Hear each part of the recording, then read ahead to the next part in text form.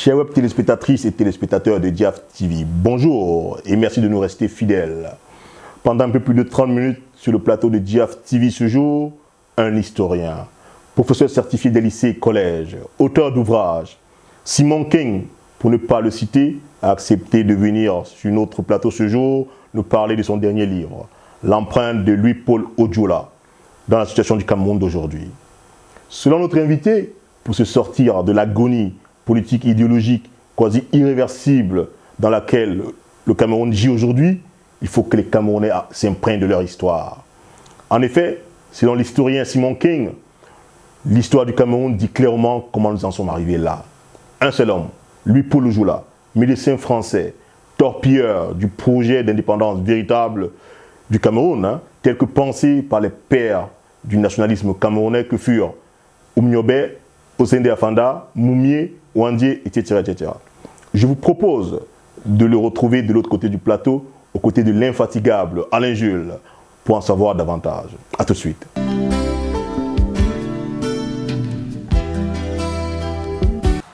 Alors, rebonjour. Vous savez, les aléas du direct nous font reprendre. Donc, aujourd'hui, nous recevons le docteur Simon Ken, qui a commis un excellent essai, L'empreinte suspecte de Louis-Paul Odjola sur le Cameroun d'aujourd'hui. Alors, le livre, il est préfacé par le docteur Mathias Eric Owonangini et postfacé par le docteur Georges Boniface Lende 5.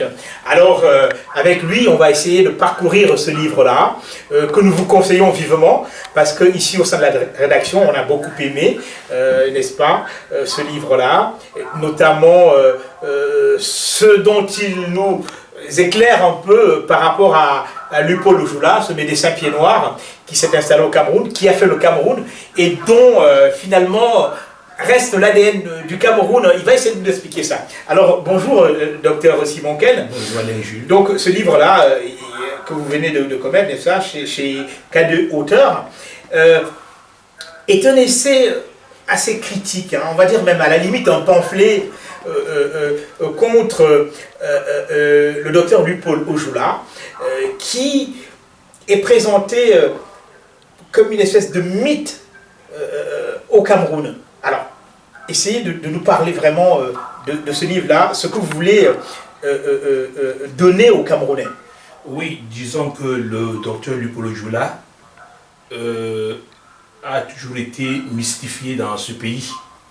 D'ailleurs, nous avons ici plusieurs biographes, professeur Tuvenin, Lachenal et Florent Delis qui ont travaillé sur lui. Justement. Et il a été présenté comme une espèce de mère Teresa qui est partie sauver les Camerounais.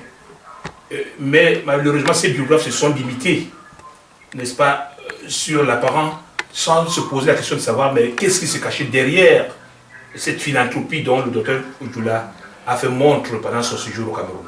Et c'est pour cela que nous avons voulu, n'est-ce pas, analyser pour montrer l'autre côté qui est resté occulté, n'est-ce pas, à travers cet ouvrage.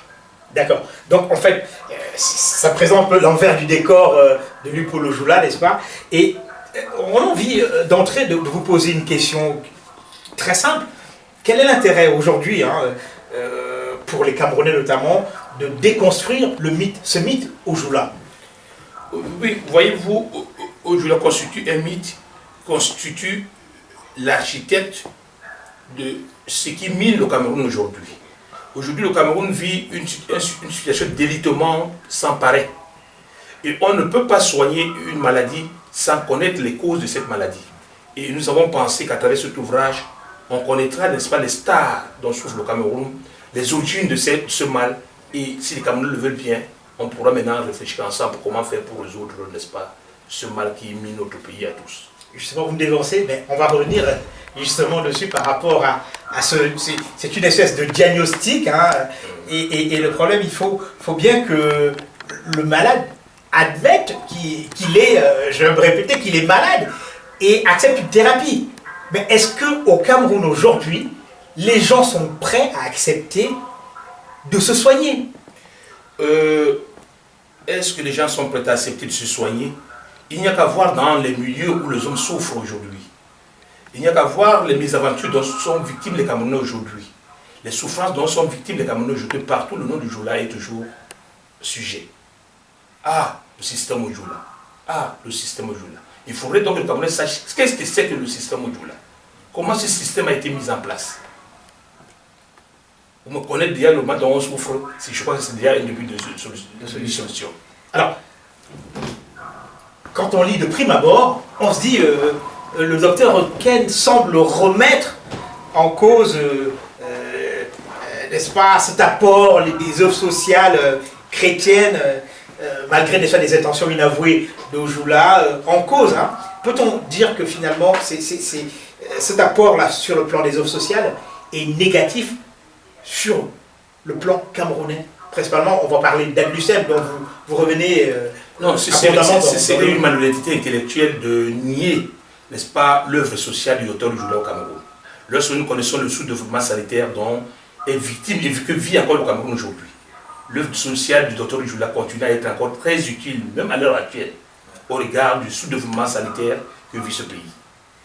Mais personne ne peut le nier. Et lorsqu'on connaît la négation et le courage dont il a fait preuve pour sortir es nihilo, au plein cœur de la forêt équatoriale, dans les années 35, un hôpital, personne ne peut nier l'œuvre du docteur Ojula.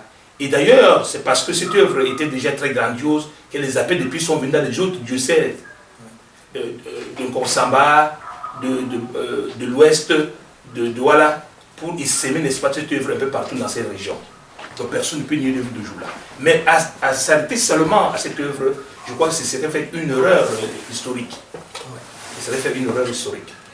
Justement, quand on lit l'œuvre, hein, on commence par la préface du docteur Oulandini, qui est très bien faite, qui revient sur l'historiographie, hein, n'est-ce pas, et on va au niveau de la postface aussi. On comprend tout de suite, en fait, ce que vous voulez dire aux Camerounais, à l'ensemble des Camerounais, mais au-delà de la condescendance et même de la falsification, hein, on s'est permis à la rédaction de parler de condescendance d'Ojula, une petite falsification. Peut-on dire qu'Ojula est quelque part le chantre de la dictature africaine en général? Parce que on comprend très bien que dans son langage, le mot négociation ne faisait pas partie de son langage, hein, cet Ojula. En effet, qu'est-ce qui s'est passé? Ojula s'est servi de son œuvre sociale comme auparavant, n'est-ce pas, pour gagner la sympathie des Camerounais. C'est ainsi donc qu'il a gagné la sympathie des Camerounais, surtout les Camerounais de la région du centre où son œuvre sociale était le plus implantée et le plus implantée. Et ayant gagné la confiance des Camerounais, il a donc glissé à partir de cette confiance pour rentrer dans l'arène politique. Or, dans l'arène politique, Ojula, les Camerounais lui ont fait confiance à partir des élections de 1946. Maintenant, pour eux, c'était leur frère d'adoption. Ojula, donc, qui devient le premier député camerounais avec Alexandre Douala Mangabel, devait donc défendre les intérêts de ses frères camerounais d'adoption et défendre aussi les intérêts de ses frères français, frères d'origine. Il se présentait donc comme le dieu Janus, la dieu de Rome. Il devait jouer au funambule, concilier les deux. C'est très difficile lorsque les intérêts se présentent. Et à partir, n'est-ce pas, des années 46, lors de la discussion des accords de tutelle, il va glisser tout d'un côté, il va défendre les intérêts de ses frères, faisant fi de la confiance que lui faisaient, n'est-ce pas, ses frères d'adoption. D'accord. Mais justement, est-ce que malgré tout ça, hein, ces griefs-là que vous avez contre Ojula, ça rejoint un peu la deuxième question, hein, n'est-il pas vraiment cette espèce de voltigeur des Lumières, bon, on va dire, aux antipodes d'un beau marché qui a eu un apport considérable aussi, ici, notamment en France, hein, dans ce sens, pour le tiers-monde, justement, avec cette œuvre sociale d'Aglucem qu'il a essaimé un peu partout au Cameroun? Oui, comme je vous disais tout à l'heure, que son œuvre sociale est indéniable. L'importance de son œuvre sociale est indéniable. Mais lorsqu'on voit à quoi lui a servi cette œuvre sociale, dit que embrigader tout un peuple, faire échouer le nationalisme camerounais à travers cette œuvre, on peut se poser la question s'il y avait une balance à faire, qu'est-ce qu'on choisirait? Est-ce qu'on choisirait notre liberté aux hôpitaux et aux écoles de Djoula? C'est des questions qu'on peut aussi se poser. Justement, c'est important de revenir dessus. Et donc, ce Ojula, au fil du livre, on constate que l'ONU, et j'ai été surpris du terme communauté internationale dans le livre. Alors je me suis dit, est-ce qu'à cette époque on parlait déjà de la communauté internationale? D'autant plus qu'on constate qu'en fait que l'ONU est déjà, c'est ça qui remplace la Société des Nations, est déjà dévoyée et pratiquement au service des Occidentaux. Oui, avec Oumniobé, qu'est-ce qui se passe exactement? Lorsque je deviens le député du Cameroun, de l'Union française, un député du Cameroun de l'Union française, avec Alessandro Douala Mangabel, au regard donc de la sympathie des Camerounais, comme je le disais tout tantôt, il serait donc mandaté d'aller discuter des accords de tutelle. Mais il était dit dans ces accords que ces accords devaient être vulgarisés auprès de la population. Les populations camerounaises devaient donner leur point de vue par rapport à ces accords. Or, les populations n'ont pas su l'existence de ces accords. Exactement. Et arrivé aux Nations Unies, n'est-ce pas, aujourd'hui, serait donc obligé d'utiliser le mensonge en disant que ces accords ont été mis à la place de la population. La population a approuvé ces accords et que ces accords pouvaient être entérimés avec l'aval, n'est-ce pas, d'Alexandre Douala Mangabel. Et lorsque ces supercheries seraient découvertes avec la naissance de l'UPC à 52, vous comprenez donc que l'UPC va dénoncer ces supercheries parce que dans ces accords, il est mentionné que le Cameroun doit être géré comme un territoire français.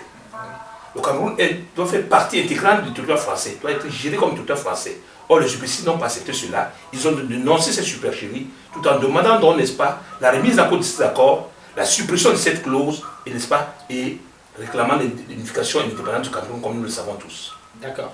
Alors, justement, peut-on dire, là on vient sur le volet camerounais en tant que tel, c'est-à-dire les hommes qui ont accompagné Ojoula, justement vous parliez tout à l'heure d'Alexandre Douala Mangabel.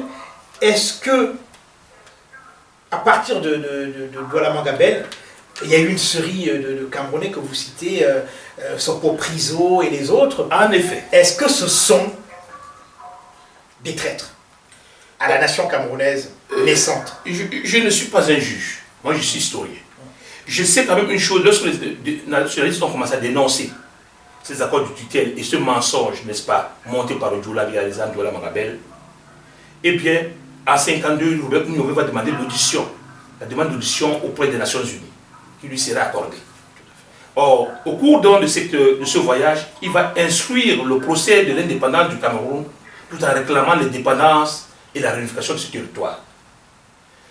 Or, Ojoula pris donc de coup, il serait donc obligé d'utiliser les Camerounais pour défendre la cause des Français. Et il va donc initier un groupe de joulatistes, comme on les appelle, c'est-à-dire les députés de l'Assemblée camerounaise, qui vont donc écrire une motion pour contrecarrer, n'est-ce pas, le procès de l'indépendance introduit par Oumniobé aux Nations Unies. Et c'est tout ce clic-là, n'est-ce pas, que plus tard on remettra le pouvoir. Oui. C'est ce clic qu'on remettra le pouvoir plus tard. Vous pouvez d'ailleurs voir, les signateurs sont dans le livre, les signateurs de cette lettre. D'accord. Parce que, bon, justement, on reste sur les hommes, hein, on revoit un peu, ça ne nous rajeunit pas, effectivement, Maïli Matip, Sopo Priso, Abel Kingay, Moumié, Pierre Djem, des noms aussi que j'ai découverts dans le livre que je ne connaissais pas. Donc Oumniobé, François Fosso, etc., André-Marie Mida, Amadou Ahidjo, etc. Alors, il y a quelque chose quand même qui nous a interpellés, hein. C'est cette chasse à l'UPC, qui est très organisée. Alors, est-ce que, finalement, ces gens qu'on a cités pensaient pouvoir hériter de ce pouvoir-là, et c'est pour cela qu'ils ont pactisé avec Ojoula? Non, vous faites un fourre-tout là. D'accord. D'un côté, nous avons les nationalistes, oui, auxquels font partie Oumniobé et ses pairs. D'un côté, nous avons les pupilles de Joula, qui ont signé la motion dont je vous ai parlé, oui, tout à fait, contre l'audition de Oumniobé à l'ONU. Eh bien, voyons donc maintenant, n'est-ce pas, l'émergence de l'UPC, où Joula a compris que la mission qui lui avait été confiée, où Joula portait un projet colonial, introduire le Cameroun dans l'Union française. Or, voyons donc la démarche de l'UPC qui était déterminée, n'est-ce pas, à contrer, n'est-ce pas, cette démarche. Et bien, aujourd'hui, va se servir des Camerounais pour contrer l'UPC. Et ainsi, il va mettre en place, à partir de 1951, un parti politique qu'on appelle le Bloc démocratique camerounais. Alors vous verrez les différents membres. Oui, un parti totalement clientéliste. C'est-à-dire que tout ce qui voulait une promotion sociale devait rentrer dans ce parti. Tout ce qui voulait les faveurs devait rentrer dans ce parti. Comme le dit d'ailleurs le président de ce parti, Kounou. Tout ce qui voulait vraiment des faveurs, comme le RDP aujourd'hui, devait rentrer dans ce parti. C'était un parti faiseur d'élite. Or, il s'est servi de ces gens-là pour contrer l'UPC. Mais malgré cela, ils n'ont pas réussi. Il ne s'est pas arrêté là. Il est passé par la méthode forte, en demandant le changement de haut commissaire. Et il a donc exigé le changement du Sougado Roland Pré, par Roland Pré. Et puis après Mesmer, etc. Roland Pré. Et dès que Roland Pré vient au Cameroun, il faut dire que le député Nini, qui était un député français camerounais du Nord, mais qui est d'origine française, du Nord, a protesté, ainsi que d'autres députés camerounais, contre la venue de Roland Pré au Cameroun. Mais puisque Joula le voulait, eh bien, Roland Pré a été affecté au Cameroun avec une mission précise, fait de la provocation et dissoudre le Parti nationaliste camerounais, comme cela s'est passé avec les événements de mai 57. Exactement. Mais justement, on voit quand même une portée terrible de l'UPC qui est créée en 1952, dissous en 1955, mais qui est national vraiment. Mais qu'est-ce qui faisait la force de l'UPC à cette époque-là, quand même, où il n'y avait pas encore des communications Si vous avez lu mon premier ouvrage, l'UPC de la solidarité idéologique, malheureusement non, à la division stratégique, il y a tout un chapitre où on essaie d'étudier, n'est-ce pas, la socio-géographie de l'UPC sur le territoire national. On essaie de montrer l'implantation de l'UPC selon les régions et l'impact que cela avait. Bien, lorsqu'on regarde un peu ce parti et qu'on se rend compte que l'intérêt national était mis en avant, je pense que c'est cela qui a attiré la population vers ce parti. L'intérêt national était mis en avant, l'intérêt public était mis en avant. Les dirigeants de l'UPC, eux-mêmes en tant que tels, ne voulaient rien. Je peux prendre l'exemple, à Lolodof, l'administrateur a donné à Moumier 3 millions de francs CFA pour l'amener à quitter le parti. Moumier a demandé, non, prends les 3 millions, divise par le nombre de Camerounais et vois ce que chaque Camerounais gagne. Oui, c'est surtout l'intérêt général qui faisait la force de ce parti politique. Parce que ce parti mettait l'intérêt général au-dessus de tout. Et surtout que on constate, hein, il n'était pas du tout tribaliste en fait. Pas du tout. C'était vraiment... Mais vous voyez, lisez un peu cet ouvrage, vous verrez l'implantation du parti. Certes, il divergeait d'une région à l'autre selon un certain nombre de raisons sociologiques que vous verrez.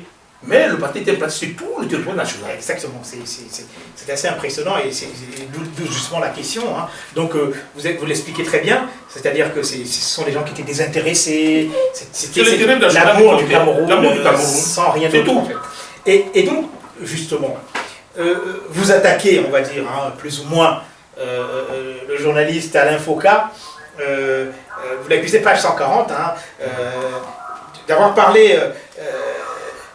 en fait, de faire une histoire du premier président camerounais Amadou Ahidjo, une histoire à rebours, le présentant comme une espèce de nationaliste. Et vous inscrivez en faux face à ces allégations-là. Oui, il y a quand même une certaine confusion dans les médias et au Cameroun aujourd'hui. Il ne faut pas qu'on confonde les choses. Aucun journaliste ne peut être traité de nationaliste. Aucun journaliste n'a pas participé de manière radicale, ferme pour l'indépendance du Cameroun. Tous les journalistes, c'est-à-dire les pupilles de Joula, les enfants formés par le Joula, étaient pour, n'est-ce pas, la politique de compromission, étaient pour la politique, n'est-ce pas, de délitement, pour la politique, n'est-ce pas, défendaient plutôt les intérêts de la France à la place des intérêts des Camerounais. Alors, présenter quelqu'un qui défendait l'intérêt de la France à la place des Camerounais, je me demande comment est-ce qu'on peut le présenter aujourd'hui avec le temps comme un grand nationaliste. Aucun journaliste n'était nationaliste. Aucun. Là, vous êtes vraiment ferme là-dessus. Oui, ils sont... Personne... Non, si, on voit les passages, effectivement. Voilà. Alors, justement, il y a le cas de l'actuel président. Vous passez dessus succinctement, on va dire. Et on a l'impression, on s'est dit au niveau de la rédaction, que vous prenez des précautions. Exactement. Nous expliquons. En fait, vous dites que pour Paul Biya, vous utilisez le conditionnel, hein, qu'il aurait bénéficié des faveurs, d'une recommandation de Lupolo Jula. Est-ce que finalement, n'est-il pas ojulakiste? Parce que quand vous dites que le système perdure, alors soit il est ojulakiste, soit il ne l'est pas. On ne sait pas trop. Oui, je vais vais vous éclairer là-dessus.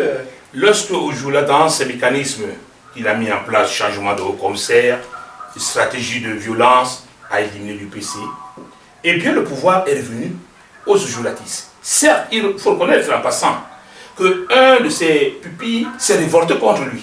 Oui, tout à fait. À savoir André-Marie Mbida. Mais tous ceux qui connaissaient la puissance de ce que représentait Ojula pouvaient prévenir déjà l'avenir d'André-Marie Mbida, qui était très éphémère. L'avenir politique était très éphémère. Bien. Eh bien, avant de quitter le Cameroun... Vous dites qu'il s'est associé avec une élite Douala, c'est Soko Priso, tout ça pour pouvoir gagner. Donc je veux donc dire ceci, après donc avoir éliminé l'UPC totalement de la scène politique, et même après son échec aux élections, il a laissé le mot d'ordre, vous avez vu dans le livre, où il demandait que le pouvoir ne revienne jamais aux nationalistes camerounais. Ça veut dire que le pouvoir a été transmis aux pupilles de Jula. Or, nous savons que la culture de la compromission, la culture, n'est-ce pas, de la corruption, la culture du déniement de soi-même, les a été inculqués, ils ont été formatés dans cela. Et les conséquences, vous pouvez les constater aujourd'hui vous-même. Maintenant, quant à Aïdjo, ce Ojulake a choisi Aïdjo. Et je le dis, c'est Chaleur, une personnalité lors des OCL de Ojulake le dit, qui a choisi Aïdjo et en a fait le président de la République. D'ailleurs, même lui-même, il dit dans ses conversations intimes que bon, c'est son ami, hein, donc... Oui, d'ailleurs, le citer, on peut le citer. Oui, justement, oui. Il dit dans le livre... J'ai foi en le docteur Ojula. C'est mon ami personnel et mon ami politique. Lorsque j'aurai la preuve qu'il trahit les intérêts du pays, je me détacherai de lui sur le plan politique. Mais sur le plan personnel, je lui resterai attaché jusqu'à la mort. Voilà, justement, c'est un passage aussi qui nous a vraiment énormément interpellés. Donc, à partir du moment où vous vous dites que Ojula ne jouait que pour les intérêts français. Voilà. Et donc, cette citation d'Aïdjo se passe de commentaires. Donc, il a donc laissé ses pupilles, lorsqu'il fallait donc remettre le citoyen d'indépendance, cette indépendance a été remise à ses pupilles. Autrement dit, ce sont les conseillers français qui gèrent le Cameroun à la place des Français, à la place des Camerounais. Mais les Camerounais étaient en face, servaient de vitrine, mais ce sont les conseillers français qui géraient. Or, ils étaient conscients que si l'UPC prenait les choses et décidait la vraie indépendance. Mais les conséquences sont là aujourd'hui. Vous pouvez voir le délitement de l'état actuel de notre pays. Bon, alors justement, Dr Ken, il y a aussi un autre passage qui nous a interpellés. Hein. On s'est dit, c'est là où on s'est dit, ben, il doit être militant de l'UPC. Vous dites que vous n'êtes pas militant? Non, je suis militant d'aucun parti politique. Je suis un scientifique, spécialiste de l'UPC.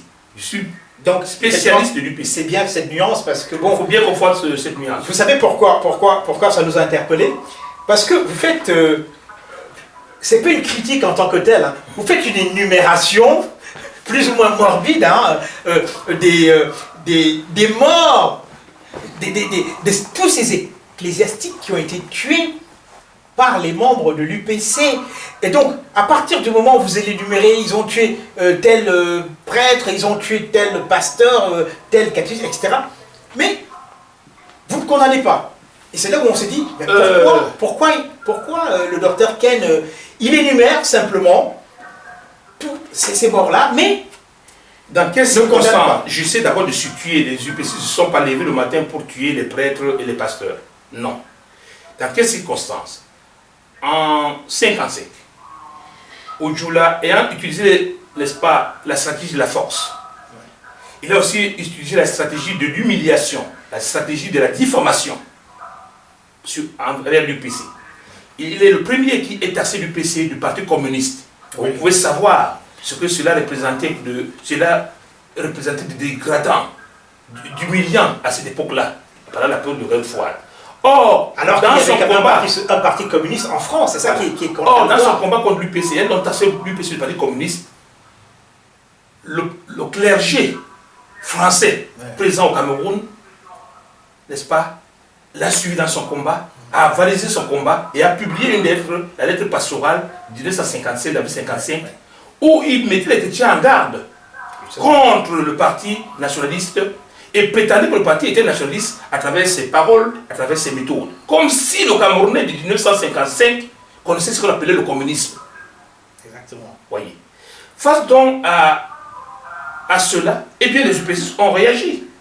Ils ont réagi en faisant une guerre ouverte contre le clergé, surtout le clergé blanc. Oui, tout à fait. Surtout le clergé mais il y a blanc. aussi eu des ecclésiastiques noirs. Non, oui, mais qui ont été entraînés par les autres. Qu'ils ont assassinés. Sans caractère, qui ont été entraînés par les autres, c'est vrai. Mais mon rôle en tant qu'historien n'est pas de condamner, n'est pas d'apprécier, c'est de relater les faits tels qu'ils sont à travers, n'est-ce pas, les archives que j'exploite. Oui, exactement. C'est vrai que vous avez, on voit les archives, elles sont énormes là-dedans dans le livre. Mais vous n'avez toujours pas répondu à notre question, Dr Ken. À partir du moment où vous vous positionnez dans le fait que, certes, c'est une œuvre historique, on est bien d'accord avec ça, mais dans cette œuvre historique, vous condamnez justement Ojula. Mais pourquoi ne pas condamner les meurtres? Parce que ces ecclésiastiques-là, c'est vrai que lors des sermons, ce qui est complètement aux antipodes en fait de la religion, disait, menaçait d'exclusion même, d'excommunication certains fidèles, mais est-ce que ça justifie vraiment, après que ces membres-là aillent tuer ces prêtres qui ne faisaient que parler? Je ne condamne pas Ojula, si vous voyez dans mon ouvrage, je ne condamne pas Ojula, mais j'essaie d'apporter la lumière. On peut quand même. Hein.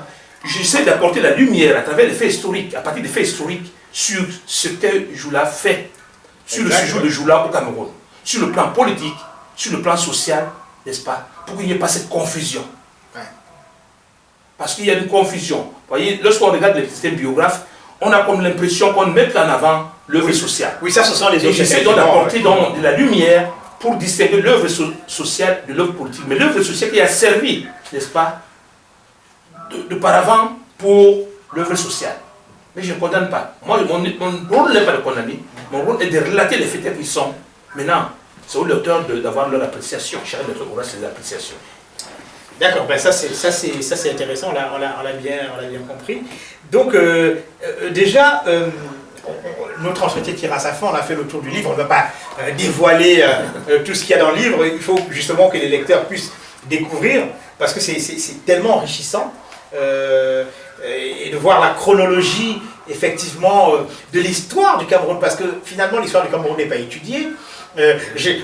On voit justement à la postface le docteur Len qui dit que il faut que votre œuvre soit étudiée au niveau des manuels scolaires au Cameroun, etc. Alors, on a envie de vous poser une question assez simple, qui était au début aussi. Que faire, justement, pour que cet ADN-là, Ojula, puisse être balayé du Cameroun et pour que le Cameroun puisse repartir sur des bases saines, sur des bases nationalistes, pour que les enfants de ce pays-là, du nord au sud, de l'est à l'ouest, puissent construire leur pays sans animosité. Je ne pourrais pas utiliser le même terme balayer, puisque je le fais partie de notre passé. Tout ce qu'on peut dire, c'est que les tares qui ont été introduits dans la formation politique de l'élite camerounaise par Ojula, il me semble que si nous aimons notre pays, qu'il est impératif qu'on organise, n'est-ce pas, des assises sur chaque domaine, en histoire, qu'on appelle les historiens que nous sommes, oui. En mathématiques, qu'on appelle les mathématiciens, en sociologie, qu'on appelle les sociologues, pour faire, n'est-ce pas, le bilan du parcours depuis les indépendances jusqu'à aujourd'hui, qu'on appelle les juristes, qu'on appelle les scientifiques, chacun dans son domaine, et tous les domaines réunis, on fait le bilan et on pose maintenant les perspectives d'avenir. Ce n'est que par là que le Cameroun peut démarrer sur les bonnes bases. Nous savons tous que les bases par lesquelles le Cameroun a eu son indépendance, c'était des bases fauchées par Ojula, à travers ses méthodes de corruption, à travers les méthodes du clientélisme, Et ces méthodes sont restées des tares qui continuent à poursuivre aujourd'hui la gestion de notre pays. Or, il me semble que si on appelle des spécialistes, parce que le Cameroun a des ressources humaines, il y en a, c'est dans chaque domaine, et qu'on fasse ensemble le bilan, chacun dans son domaine, on voit ce qui a marché, ce qui n'a pas marché, et on pose maintenant des bases nouvelles pour l'avenir. Je pense qu'au Cameroun va démarrer, le Cameroun sera un pays émergent, pas seulement un slogan flou, comme on parle de 2035, mais d'ici 2020. Parce que nous avons des économistes, nous avons des ressources humaines sur tous les plans. Et justement, mais que faut-il aujourd'hui pour que ça arrive? Parce que c'est bien beau. On va vous taxer peut-être de naïf, ou alors de dire que finalement, au-delà de l'étude qui est scientifique, finalement, ça reste du dogmatisme. Qu'allez-vous répondre à ces gens-là qui vont vous dire, mais oui, mais c'est bien beau de parler, c'est bien beau d'écrire, mais finalement, les solutions, où sont-elles à la fin? Oui, c'est pour ça que nous avons, n'est-ce pas, rédigé cet ouvrage. Pour que le Cameroun sache que ce n'est pas une fatalité. L'état dont souffre le Cameroun aujourd'hui, ce n'est pas une fatalité. Tous ces arts-là prennent leur origine dans l'histoire. Dans l'histoire fauchée de notre indépendance. Dans l'histoire de la décolonisation, n'est-ce pas, tronquée. Et à partir de là, maintenant qu'on saura cet art, on connaîtra l'origine de cet art, et bien, maintenant, il revient aux Camerounais, s'ils aiment leur pays, de réfléchir et de proposer des solutions, comme je l'ai dit tout à l'heure, pour lancer de nouvelles bases, pour un nouveau départ. D'accord. Écoutez, bon, on peut dire en gros que l'empreinte suspecte de Luipol Ojula sur le Cameroun d'aujourd'hui est une espèce de radioscopie, n'est-ce pas, du Cameroun, et il faut partir de son passé pour mieux maîtriser son futur.